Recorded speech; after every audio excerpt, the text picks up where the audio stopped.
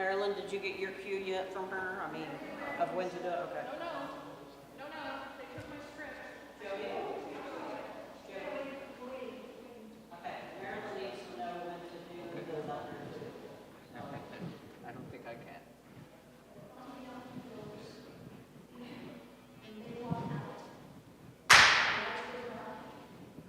Bob, go ahead and say something.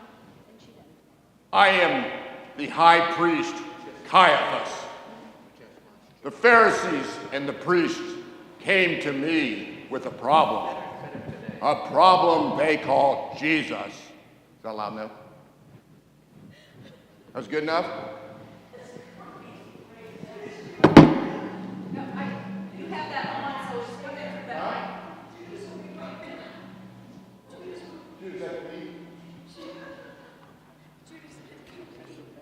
Okay, say it again now when you don't have your mic.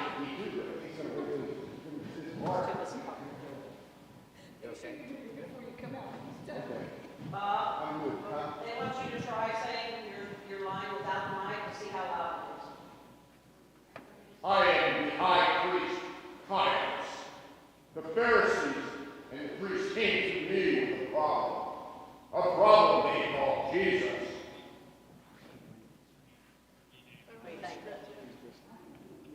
Yeah, I can hear it, it's not so clear. Sounds good in here, but she says it doesn't sound good on the net. So. We do it again? Do it again with the mic. Down low, and let's see if I can hear the difference in clarity. I am the high priest, Caiaphas. The Pharisees and the priests came to me with a problem they called Jesus. Much better, much better. Okay. Are we ready to go?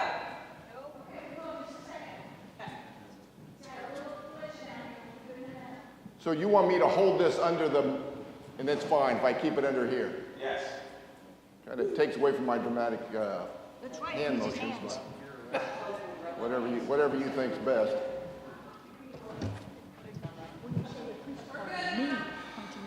We'll see. We'll see how it goes. Right. Boom.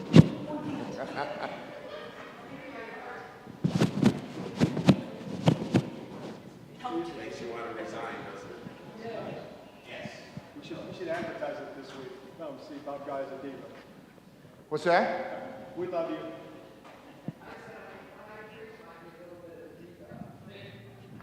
Luckily, I can't hear what you're saying bad about me.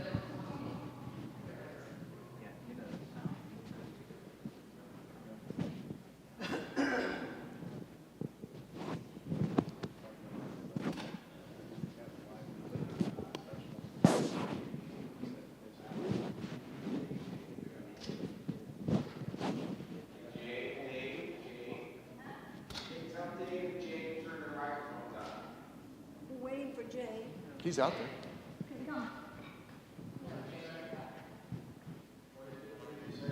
Turn your mic on. He doesn't have one on. Do you want me to have it on? Have it, but do you want me to have it on? I don't. Yeah, I think we're going to need it. Okay. I can do that. The high priest Caiaphas is getting a little irritated with all this mic stuff. You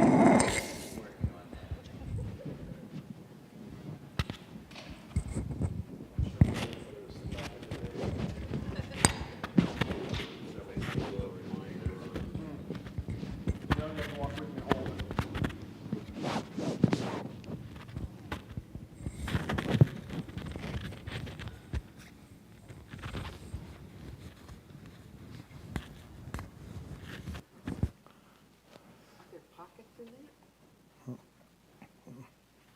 There should be a slit in the side.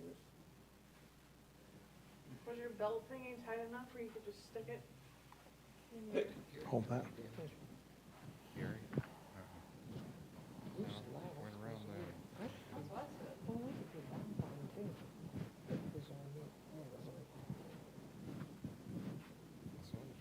can you hear it on mine? Oh, that's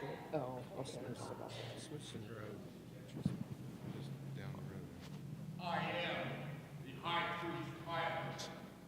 The Pharisees and the priests came to me with a problem they called Jesus.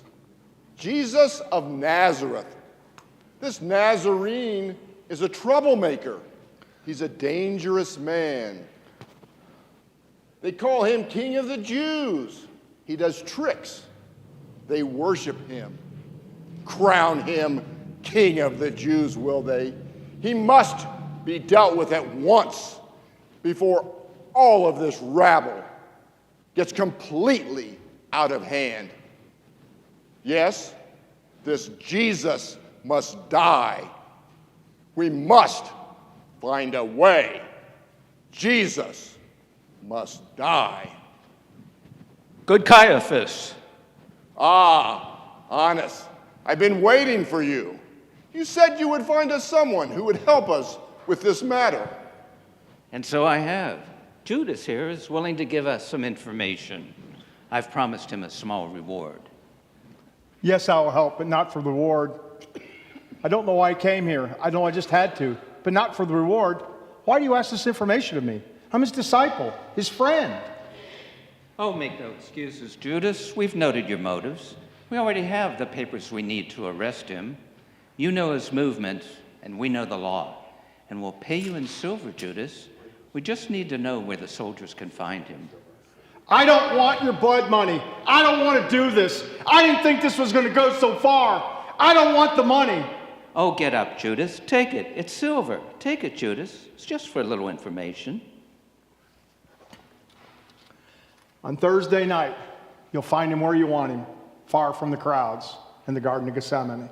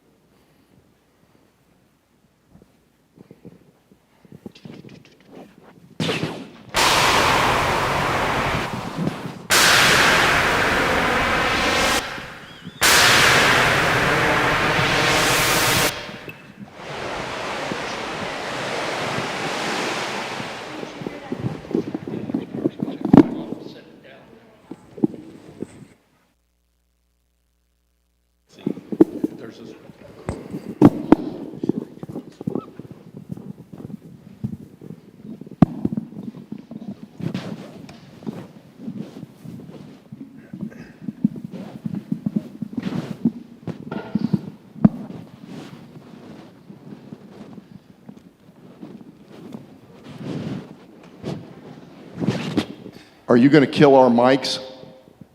Mine too.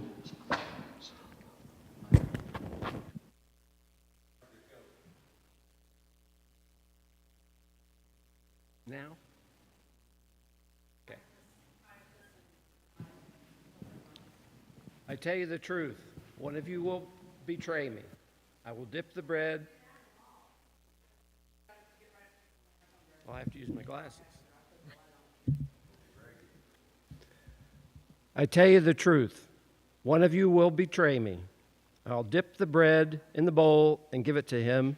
He is the one. For the Son of Man must die, as the Scriptures declared long ago. But how terrible it will be for the one who betrays me.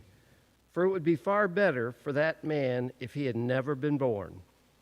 Whoever loves me will obey my message. My Father will love him, and my Father and I will come to him and live with him. The message you have heard is not mine, but comes from the Father who sent me. Peace I leave with you. My peace I give to you.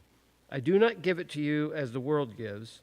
Do not let your hearts be troubled, and do not be afraid. Father, the hour has come. I have finished the work you gave me to do. Now I am coming to you, Holy Father. Keep my disciples safe by the power of your name, the name you gave me, so they may be one just as you and I are one. I do not ask you to take them out of the world, but I do ask you to keep them safe from the evil one. Righteous Father, I've made you known to them, and I will continue to do so in order that the love you have for me may be in them, and I also may be in them.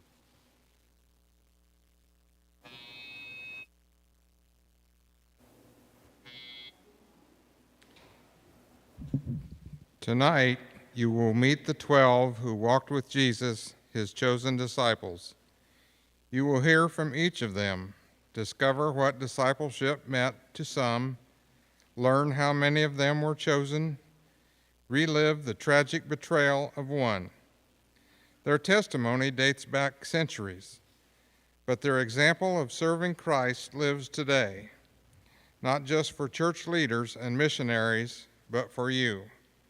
The faith of Peter, the love of John, the belief of Thomas, all these must live in your heart. For discipleship is not something that was practiced only by a dozen men when Christ lived on our earth. It can be practiced by each of us now, today, on this same earth. Though we may lack the boldness of Peter, or the practical business mind of Matthew, or the zeal of Simon, each of us can serve in our own way. For each of us has a talent, an ability, a gift, which we can use in his service. Is your gift or talent only a little one? It doesn't matter. Remember Jesus' words in the parable of the talents. Well done, my good and faithful servant. You have been faithful over a little. I will set you over much. The setting for the scene this evening is the upper room. There is an air of expectancy over this gathering. All the disciples can sense that something is about to happen. Suddenly, Jesus says, "One of you will betray me." This is the scene as each of the 12 reacts to his unbelievable remarks.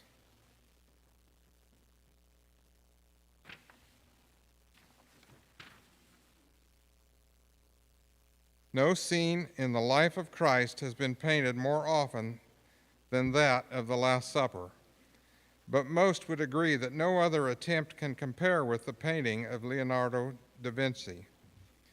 For most, it is the ideal representation of a highly dramatic moment, the portrayal of the effect of a single word, betray, upon the 12 men most closely associated with Jesus during his life and ministry. The scene is the night of the Passover supper.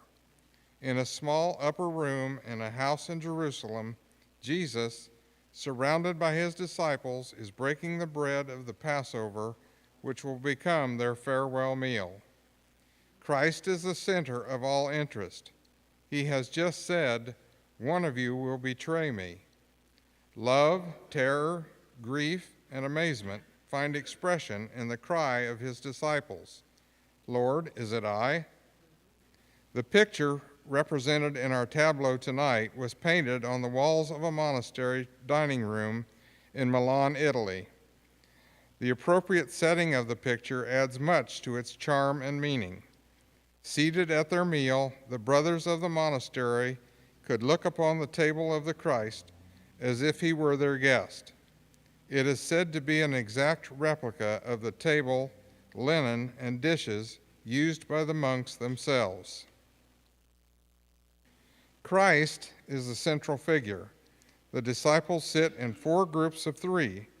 In their bewilderment, they have drawn away for the moment so that Christ appears to sit alone. The Christ is not portrayed in our setting tonight so that you alone create your own image of him to be part of our presentation. Each of the disciples seems to be expressing his feeling in his own way. There is no repetition of an action on the part of any character, yet all actions harmonize in directing toward the Christ, the central figure, effecting unity as the motive of the scene. At the Master's right, your left, in broken silence, sits John the Beloved. Impulsive Peter leans forward, touching John's shoulder, and seems to be urging him to ask the Master who the traitor is. For the one viewing the scene, there can be no doubt as to who the betrayer is. In contrast to the gentle features of John is the dark, cunning face of Judas, who clutches the money bag and looks at Jesus in alarm, as if fearful that Jesus will reveal who his betrayer is.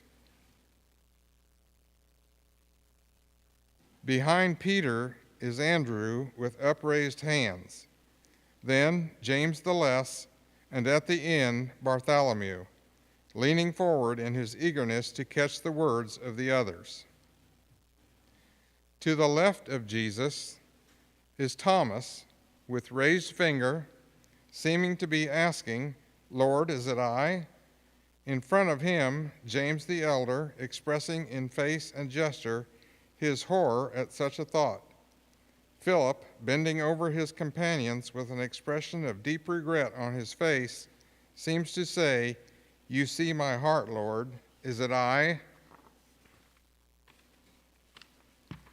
Next to Philip in the last group are Matthew, Thaddeus, and Simon. The original, recognized as Da Vinci's masterpiece, is one of the 12 paintings called World Pictures.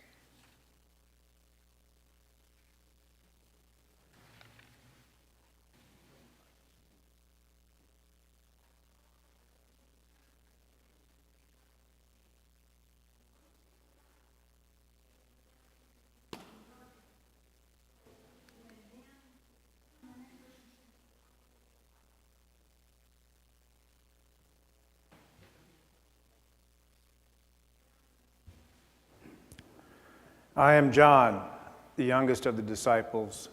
When Jesus asked my brother James and me to follow him, I was in my teens.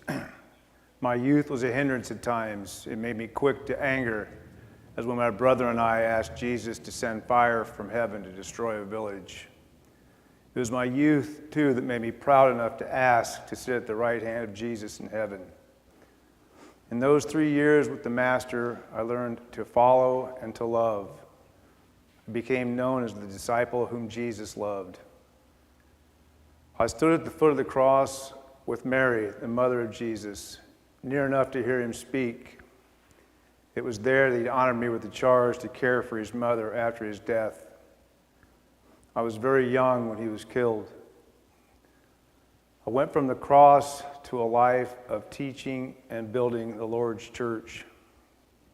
Youth need not be a hindrance. The energy and enthusiasm of youth is needed by Christ to build his kingdom on this earth.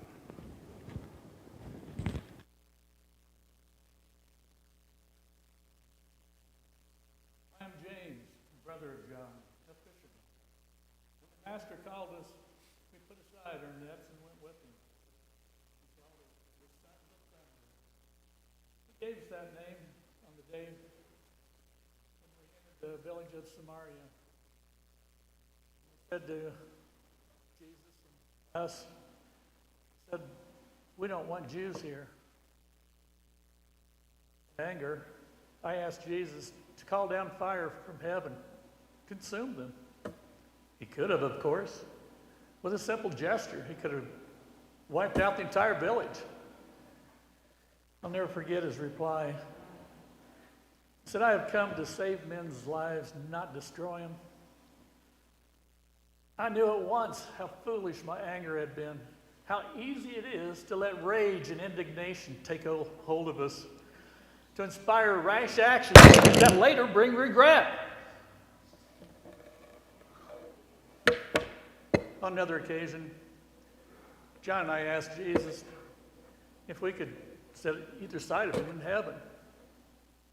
He showed us how petty such a request was. For in his words, "Whoever is greatest among you must be your servant, and whoever is first among you must be slave of all." I did learn to serve. I was the first of the 12 to give his life for the Christian cause.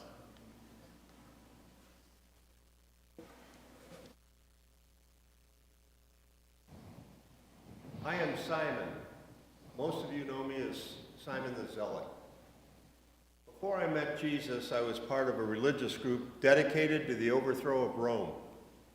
We were political fanatics who would not hesitate to murder or sabotage to achieve our goals. I did all this and so much more, and yet Jesus called me to follow him. I gave up my life against sin to join Jesus. It was a long time before I realized that Jesus did not come to build an earthly kingdom, but with that, I wholeheartedly gave myself to him. It was a long and a slow transformation. Does such a change in a person like me sound like a miracle? It is a miracle, and it's one any of you guys can achieve if you will give your heart to Jesus and follow his heavenly ways.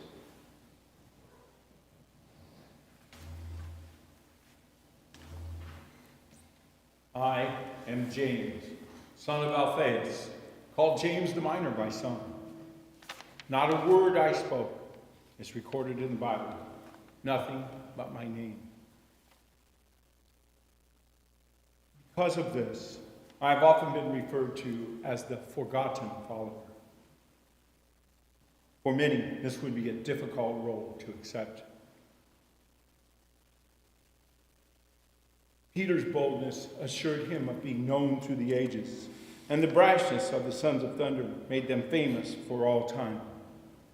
But is it the accolades in life that are important?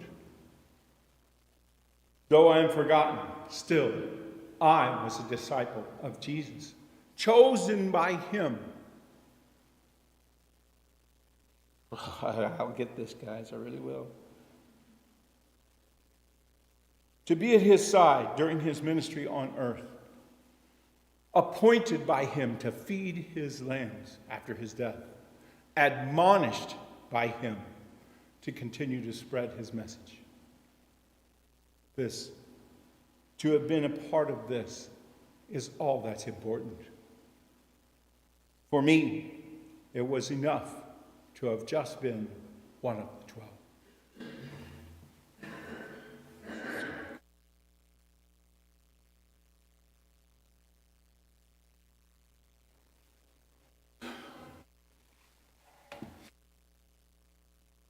Thaddeus, also called Jude and Lebbaeus. I served the Master for 3 years. Those years of service led to here, to this room, to this table. It was here that Jesus taught us a simple lesson in humility when he washed our feet. It was with heavy hearts we heard him tell of the events that would come to pass in the next few years. So much of it we did not then understand. For the unseen guest at this table was death. Unseen perhaps because Jesus did not fear death. He comforted us with his commission to love one another as he had loved us.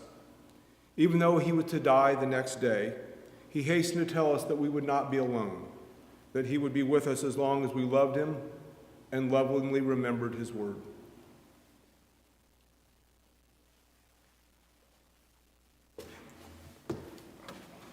I am Judas. It was I who became angry and Mary anointed Jesus with the costly ointment. Why was it not sold and the money given to the poor, I demanded? I stole from the very bag that the Son of Man bought his daily bread. I betrayed Jesus with a kiss. For 30 pieces of silver, I sold my master and my soul. But my shame compelled me to fling the money from me. But my shame came too late. There was only one thing I could do. I ended my life by my own hand. I shall be known throughout time as the traitor.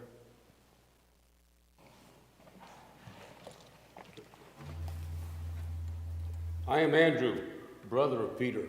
I was first of the 12 to be brought into discipleship, and I brought Peter to Jesus, for I knew in an instant that this man was the Messiah. During my time with Jesus, I brought many others to him. For instance, when we were in that desert place with the multitudes, I brought the boy with the loaves and the fishes. It's a very small amount of food, hardly enough to feed that little boy. Even so, somehow I just knew Jesus would do something with it. And it was I who brought that band of Greeks to Jesus at the feast of the Passover, because I knew he had a very important message that needed to be shared with them. Now, I brought others to Christ while he was here, and continued to bring others after he was gone. I didn't have the fiery nature, outspoken tongue of Peter, my brother. I served Christ in my own way, in the background and in the shadow of Peter. But there was never any jealousy, for you see, service to my Lord Jesus was honor enough for me.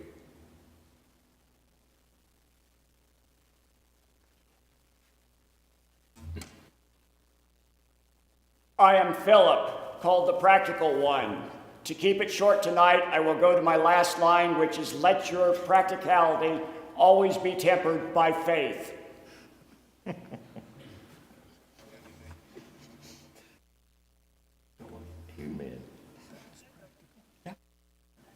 I am Nathaniel, also called Bartholomew.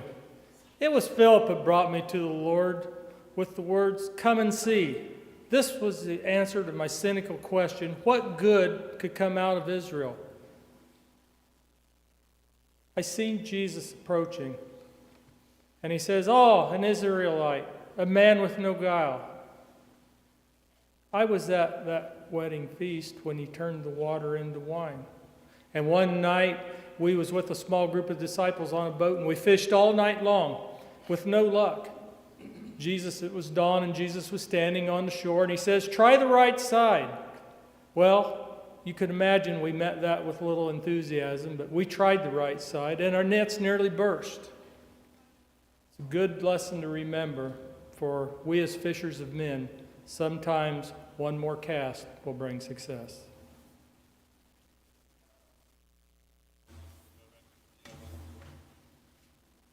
I am Matthew, the most unlikely prospect for discipleship.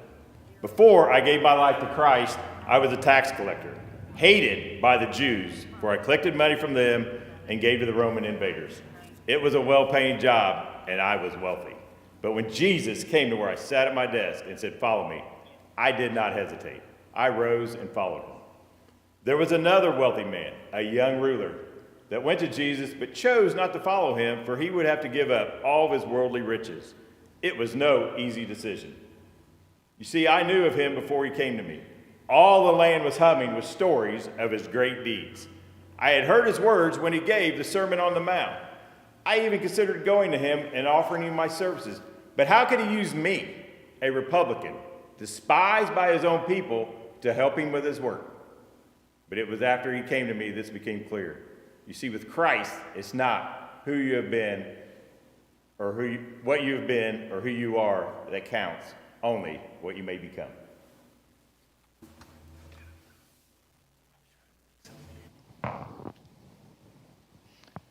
I am Thomas, also known as Doubting Thomas. I was very loyal to my master until that fateful night when he was arrested, and I literally turned my back on him. This really bothered me, and I went into seclusion, didn't want to see anybody. Then I had heard from one of the disciples that Jesus had come and talked to him in the upper room. Well, of course, I wasn't there. I wanted to be at the next meeting, which he said would be in about a week or so. So that night, I went up to the meeting, and the disciples were milling around, and there was a man there that I vaguely remember, but I wasn't sure who he was, being the doubting person. So all of a sudden, this man starts walking toward me, and he says, "Thomas, I'm Jesus." Well, being the doubting person, I didn't believe him. So he put his arms out, and he says, "Thomas, feel the wounds in my wrist." I did. There were wounds. Then he took my hand and put it inside his garment. He says, "Do you feel the wound on my side?" I stopped and I looked at him. I said, "You are my master. You are Jesus. I will never doubt my master again."